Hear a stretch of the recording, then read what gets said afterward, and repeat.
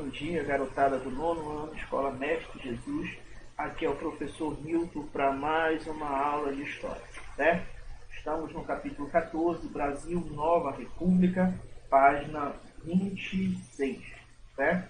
E dito que hoje nós vamos conversar da página 26 até a página 29. Então pegue o seu livro, vamos lá. Primeiramente, queridos, na aula passada nós falamos sobre as eleições de 1989, certo? Eleições aí em que vão concorrer para a presidência do Brasil o Fernando Collor de Mello e o Luiz Inácio Lula da Silva, certo? Planos políticos diferentes, maneiras ideológicas e políticas consideradas divergentes. E nesse cenário, quem vence as eleições de 1989 é o Collor, certo? Então, na aula de hoje, a gente começa observando aí alguns pontos, tentando entender o que é que aconteceu durante o governo desse camarada aí que está na foto para vocês. Lembra? O chamado Caçador de Marajás, prometia acabar com a corrupção no Brasil, principalmente nas estatais, né? No funcionalismo público, certo? Gente, o plano de governo aí desse novo presidente a gente vai chamar de Plano Collor, tá? Então, Fernando Collor, ele vai decretar, por exemplo, assim como o Sarney fez lá no governo dele, que nós já conversamos, o congelamento dos preços. Ele vai mudar o nome da moeda de cruzado para cruzeiro. Lembrando que o Brasil passava já por um processo de muita inflação, de grave crise econômica, então se tentava de todas as formas, estávamos ainda no último ano aí da década de 80, né? Na verdade, quando as eleições ocorreram, estávamos em 89, e aí o governo dele começa a partir de 1990, mas ainda assim sentido muito reflexo da década de 80, que foi considerada, em se tratando de economia, como a década perdida, né? Um período econômico bem conturbado para o Brasil. Então, as medidas aí do Plano Collor tinham como objetivo tentar justamente resolver essa crise política. Então, por isso esse congelamento aí dos preços, por isso essa mudança na moeda, para ver se dava um novo vigor, um novo ar para essa economia brasileira, certo? Porém, não era tão simples assim resolver esses problemas econômicos, né? É uma coisa bem complexa. Então, Collor, tentando aí evitar que as medidas tomadas por ele do congelamento acabassem causando uma nova onda consumista, né, como tinha ocorrido no passado, e essa onda consumista provocar a alta dos preços novamente e, posteriormente, o desabastecimento. Então, olha como o problema era complexo. Para tentar resolver, ele congelou os preços. Porém, tinha medo que as pessoas aumentassem muito o consumo a ponto de acabar causando um desabastecimento e esse desabastecimento causar a alta dos preços de novo, porque vocês já sabem que quando o produto ele está em pouca quantidade no mercado, o valor dele tende a ser bem alto. E se ele tem em grande quantidade, o valor dele passa a ser menor. Então, para evitar isso, o que é que o governo vai fazer? Vai confiscar o dinheiro que a população tinha nos bancos, o dinheiro da poupança, das contas correntes, dinheiro de investimentos. Ou seja, para não deixar que a população saísse comprando desenfreada, ele vai recolher, né, essa grana aí, ele vai confiscar a grana de todo. Então, o cara que tinha poupança, o cara que tinha investimentos, o cara que tinha conta corrente, esse dinheiro foi confiscado. A partir daquele momento, ele não poderia mais contar com esse dinheiro que estava ali guardado no banco, certo? A ideia aí, né, a promessa dele era que ele ia devolver o dinheiro, tá, de forma corrigida após 18 meses, dividido em 12 parcelas. Então, olha só que legal. Confiscou o dinheiro, você imagina que você tem lá R$100, por exemplo, na poupança. Hoje R$100, né? Naquela época era cruzeiro. Você tinha lá 100 cruzeiros na poupança. E aí você precisa desse dinheiro, mas você não pode pegar porque o Collor decidiu confiscar essa grana. Mas não se preocupe que esse confisco vai durar 18 meses, ou seja, mais de um ano. E depois de um ano, ele vai devolver esse dinheiro para você, segundo a promessa dele, de forma corrigida, né? Ou seja, esse dinheiro vai meio que valorizar, digamos assim, certo? Ah, beleza, então daqui a um ano, não posso gastar esse dinheiro durante um ano, mas daqui a um ano ele vai me devolver tudo direitinho. Mas não é de uma vez, é parcelado de 12 vezes. Então, essa medida dele não é difícil você entender que não vai agradar uma grande parcela do eleitorado, uma grande parcela da população, certo? Outras medidas adotadas por ele vão ser os cortes nos gastos públicos, certo? Tentar enxugar esses gastos do Estado. Ele vai extinguir aí, né, vai causar a extinção de outros órgãos estatais, vai demitir vários funcionários públicos, vai privatizar algumas empresas estatais, ou seja, a gente consegue perceber que o viés ideológico do Collor era um viés neoliberal, que nós já conversamos sobre características do neoliberalismo, né? Ou seja, diminuir a participação do Estado nessa economia, enxugar as dívidas do Estado com questões ligadas ao social, privatizações com o intuito aí de, mais uma vez, reter mais dinheiro para o Estado, certo? Então, a gente percebe que o Collor ele tinha, sim, uma visão neoliberalista, certo? Outros pontos feitos por ele vai diminuir os impostos sobre a importação de mercadorias. Isso significa que as mercadorias importadas vão entrar no Brasil mais baratas, certo? Em determinado ponto isso auxilia, mas também pode prejudicar a nossa empresa nacional, as nossas empresas nacionais que podem vender menos, já que o produto externo vai entrar e vai concorrer com o nosso produto nacional, certo? Num primeiro momento, gente, esse plano Collor ele vai ter sucesso. Como a gente entende, compreende, observa esse sucesso? Ele consegue conter a inflação, ele consegue conter os altos preços, né? Ele consegue manter o consumo baixo, certo?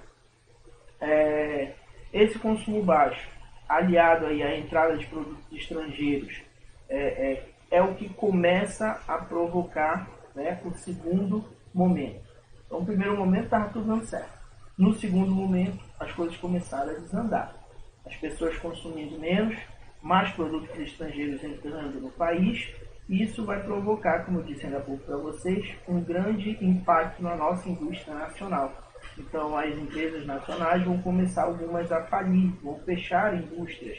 E nós temos um número, quando as empresas, as indústrias fecham, o número de desemprego estoura, né?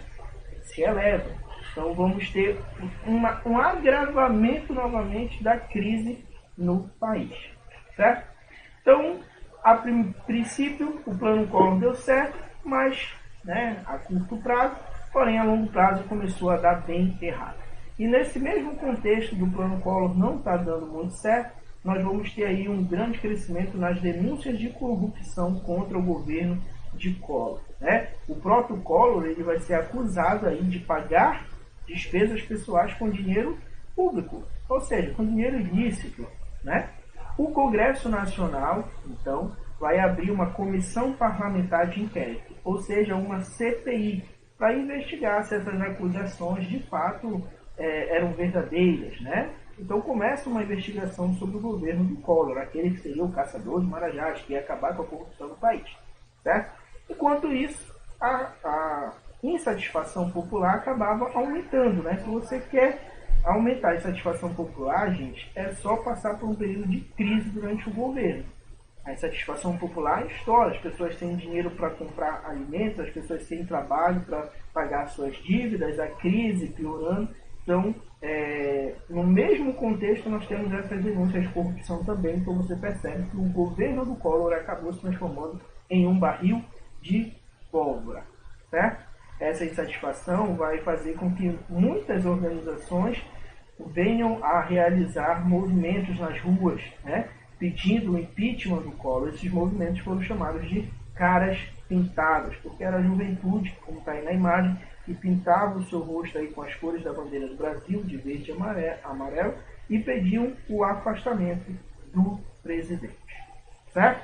Então, como eu disse, um grande barril de pólvora, com as pessoas indo à rua pedir o impeachment, dizendo fora Collor. Tá? Como eu botei na imagem para vocês, primeiro a notícia, né, de que o Collor bloqueou o dinheiro da galera, como eu falei ainda há pouco para vocês, e abaixo a movimentação dos caras pintadas pelo impeachment do Collor, certo? Enquanto isso, as investigações continuavam sendo realizadas e a CPI, gente, vai revelar que as acusações de corrupção eram verdadeiras.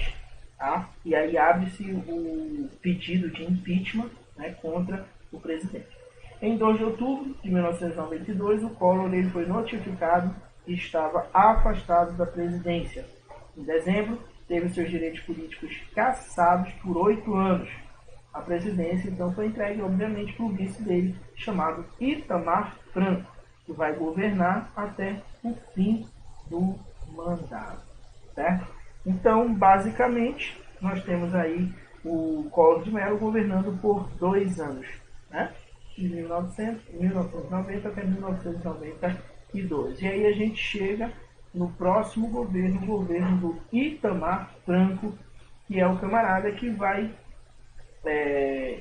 favorecer a implantação do Plano Real, que é a moeda que nós temos até hoje. Certo? Como eu disse, o Itamar Franco era o vice do Collor, né? E ele vai buscar aí construir um governo, já que o Collor não tinha conseguido essa estabilidade política, essa aliança com outros setores sociais, já que o governo dele tinha se transformado em um barril de pólvora. O Itamar Franco ele vai tentar fazer o contrário. Ele vai tentar construir um governo respaldado aí numa tranquilidade política. Então ele vai chamar políticos de diferentes partidos para fazer parte do governo dele, certo? Como era de diferentes partidos, ele consegue também o apoio de diferentes grupos da sociedade. O principal objetivo, mais uma vez, é resolver a crise econômica. Para resolver a crise econômica, ele vai convidar um camarada aí chamado Fernando Henrique Cardoso, que nós vamos falar daqui a pouco do governo dele também, que ele também foi nosso presidente, né? Chama o Fernando Henrique Cardoso para assumir o Ministério da Fazenda.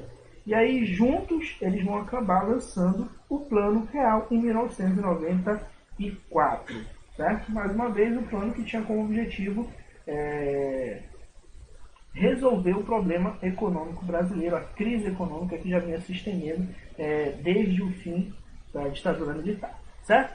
Gente, o Plano Real basicamente estava respaldado sobre 2 princípios. O primeiro, eles buscavam equilíbrio das contas do governo, eles buscavam diminuir os gastos públicos, obviamente, para aumentar a receita do Estado, o dinheiro que o Estado recebe das contribuições.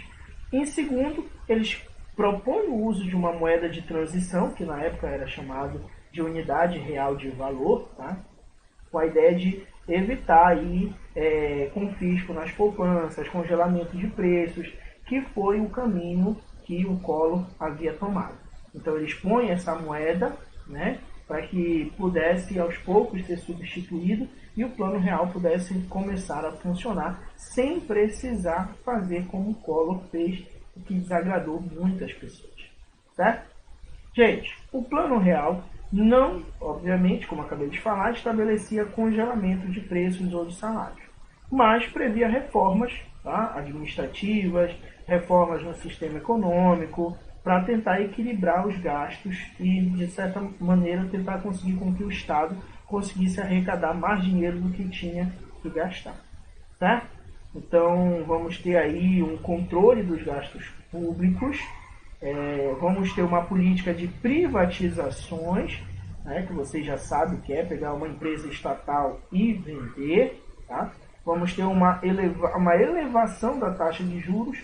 E aí a taxa de juros ela acaba servindo de isca para investidores internacionais, tá, gente? Você quer investir o seu dinheiro num lugar que ele vai render mais.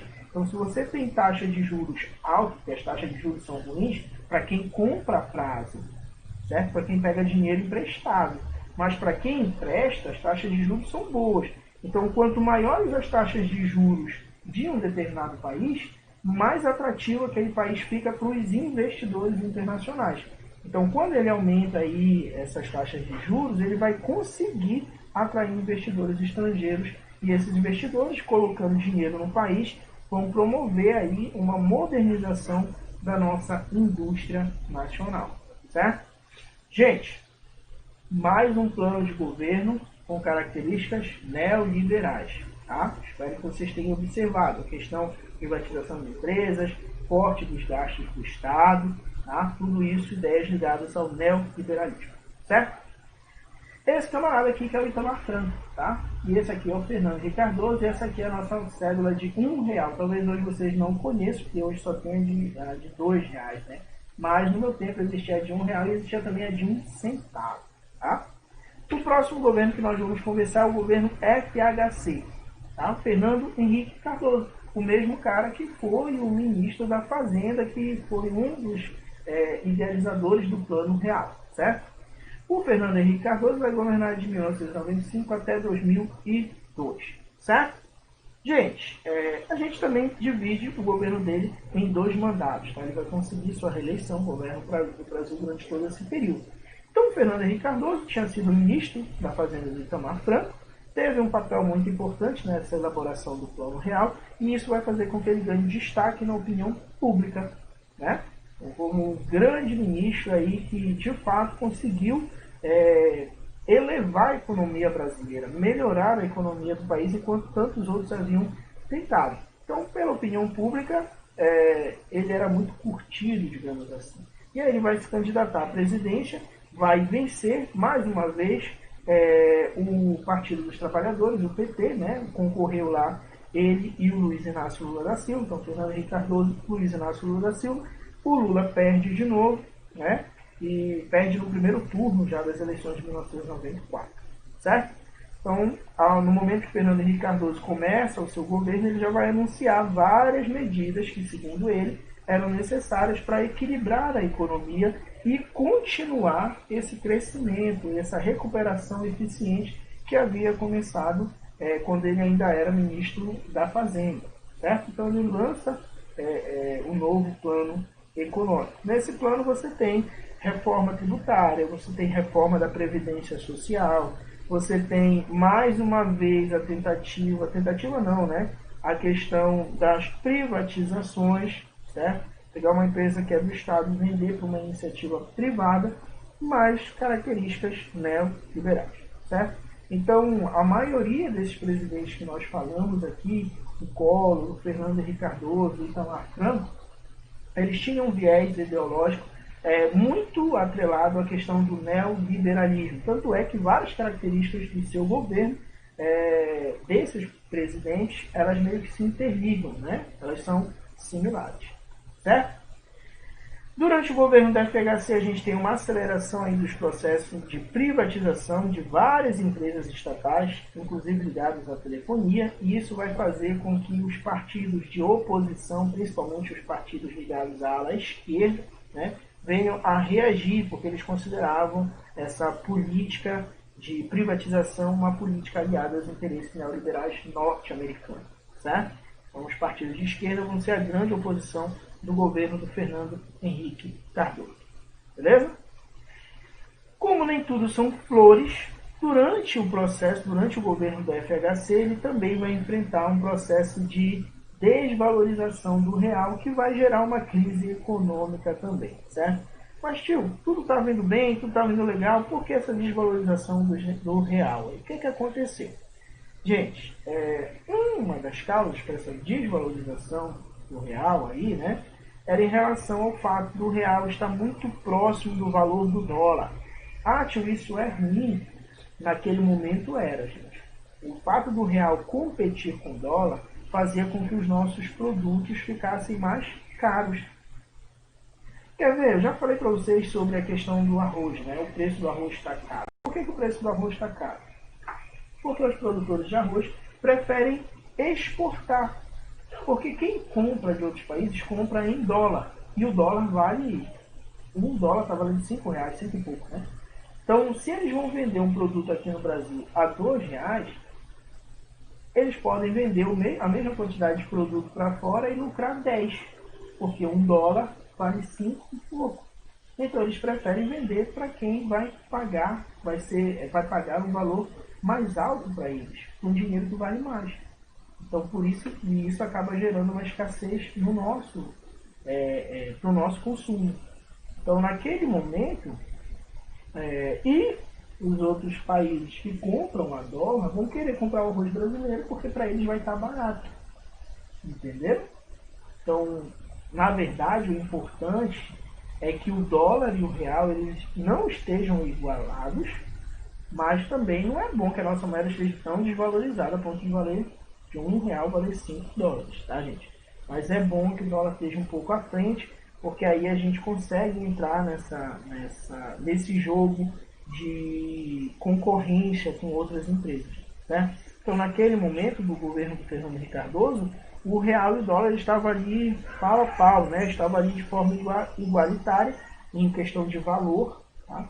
E isso acabava fazendo com que os nossos produtos fossem caros e acabava afastando os consumidores internacionais. Isso vai aumentar a procura por produtos importados. Para vocês terem ideia, os produtos importados acabavam sendo, de certa forma, até mais baratos. E essa procura por produtos importados vai gerar falência de empresas nacionais, que vai gerar desemprego. Então nós temos um grande déficit na balança comercial brasileira, ou seja, o Brasil importava mais do que exportava. Importava pela questão dos produtos internacionais estarem mais baratos, já que a moeda estava fortalecida, mas exportava pouco porque a moeda fortalecida se tornava mais cara para quem comprava de fora. Entenderam? Gente, quem não entendeu essa parte de câmbio, isso aqui é que a gente chama de câmbio, né? Dólar, valor do real. Mande para mim uma mensagem no WhatsApp, tio, eu não entendi essa parte da valorização disso, que eu vou reexplicar lá. Mas eu só vou reexplicar para quem de fato não entendeu e quer se interessar por entender. Então, se você não entendeu, envie lá um áudio, tio, uma mensagem. Eu não entendi essa parte do dólar e tal, da página 28.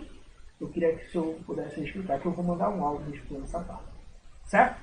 Então, queridos, embora aí o FHC tenha conquistado aí uma estabilidade econômica do país, no final do segundo mandato dele nós vamos ter problemas, crise, alguns problemas, inclusive, que não tiveram melhorias, ou que não tiveram projetos para ser resolvidos, como, por exemplo, a desigualdade social e o desemprego. Então, nesse cenário de um governo que começou promissor, mas termina com vários problemas, nós temos o Luiz Inácio Lula da Silva despontando como favorito nas eleições de 2002. A campanha do Lula, né, ele vai reforçar, vai tentar se desvincular da imagem de radical de esquerda que a classe média pintava sobre ele, vai usar uma estratégia aí que vai ser muito acertada e vai fazer com que ele seja eleito presidente do Brasil a partir de 2002. Mas isso nós vamos ver numa próxima aula. Espero que vocês tenham entendido. Fica para vocês o exercício da página 20. Exercício da página 29. Certo? Espero que vocês tenham entendido. Fiquem com Deus e até uma próxima aula.